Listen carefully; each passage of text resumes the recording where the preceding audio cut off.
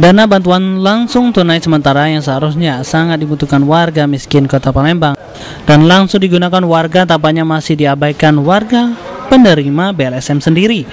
Buktinya sebanyak 2.706 warga penerima BLSM Kota Palembang hingga saat ini belum juga mengambil dana yang dikucurkan oleh pemerintah tersebut.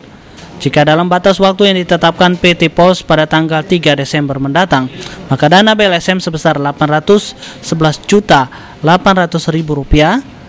maka akan dikembalikan kepada kas negara. Hangus atau seperti apa, Pak?